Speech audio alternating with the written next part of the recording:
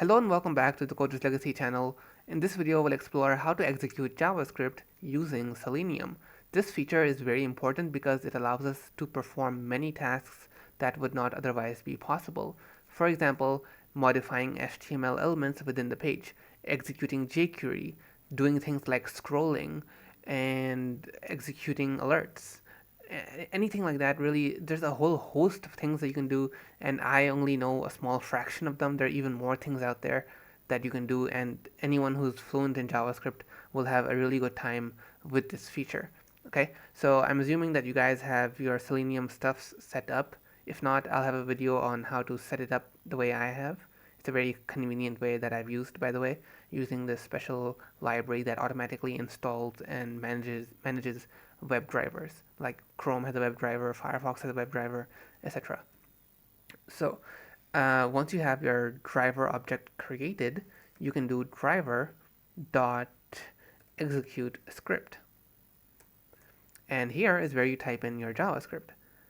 That's it. That's all that there really is to it. If you're fluent in JavaScript, you can take it from here. But I'll show you guys some basic things that you can do in JavaScript. So first of all, you can do window.alert. This is something very basic. Let me fix that. Okay, just use single quotes within this. If you're typing in a string within this, because this function, it takes a string. So try and use single quotes over here. So hello world. Okay. Now, of course, we need to visit a page before we execute this, right? So we're going to use Wikipedia as a test. So I'm just going to do driver dot get this page. We'll put in time dot sleep in there just to wait for the page to load a bit before we execute that alert. Then we'll put in a 5-second delay before we shut down the window. So let's do this. Okay, there's the alert. Cool. And now this should shut down by itself. There. Okay, so that's the first thing we've done. Another very common thing is console.log. You can do the same thing, but it's going to go to the console instead. So let me just right click quickly before it whoops. Right click, inspect, console, and there we go. Hello world. Okay. What else can we do? We can also do scrolling. So we can do window.alert, do scroll to 0. Then how much you want to scroll? Like 400, or let's do a bit more, 800. I have a whole video on scrolling, by the way, like how to make a script that automatically scrolls you to the bottom of a page. And as you can see, we've scrolled. So yeah, if you're interested in learning how to make that script, then I'll include a link to it in the description below. And yeah, so what else can we do? Well, there's one interesting thing that I actually want to show you that is kind of cool, that I thought was kind of cool. So let me just open the page, and I want to show you how to modify a HTML element.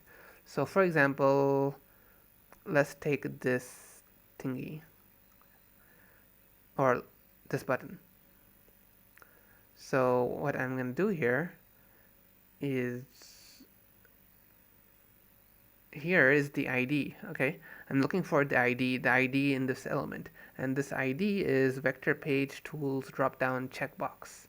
Okay, so I'm just gonna copy that, come back over here, do document dot get element by ID, and there are like many different types of these functions. There's like get element by ID, get element by class names, etc. So come over here, type in the the ID, then do dot style, then background color is equal to red. Let's execute this and see how it goes. Okay, that didn't work. This is a good time for us to go here and actually see whether if adding background color in here would have changed anything. Red. No, it hasn't. Let's try this one. I think we should do it in the div instead. Yeah, we should have done that instead. And yeah, that works. Okay, so what is this? It's the same thing but without the checkbox. So I'm just going to remove that. Okay, and this will target the div instead, the div. Okay, because that has the div has a background color. So that's what we're going to change, and this should work now. So you just need to be a bit careful and examine your page really carefully. There you go. You can see that it has turned red. Now, obviously, there's like a million different things you can do. This is just a small portion of it, but now you know how to do it, and you can continue to do so. Just one more thing. I've seen someone talking about this before, asking how to execute multi-line code. So it's actually really simple. You just need to use multi-line strings. That's it. Okay? That's it. Now you can see, you can have this over there, and then you can do window.alert. Hello world.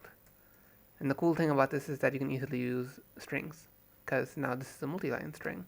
So just do this and you can execute any amount of JavaScript code in here. There's the alert, and there's the background change. Pretty cool, right? So I hope you guys subscribe to the channel because we have more content like this on Selenium. See you guys in the next video.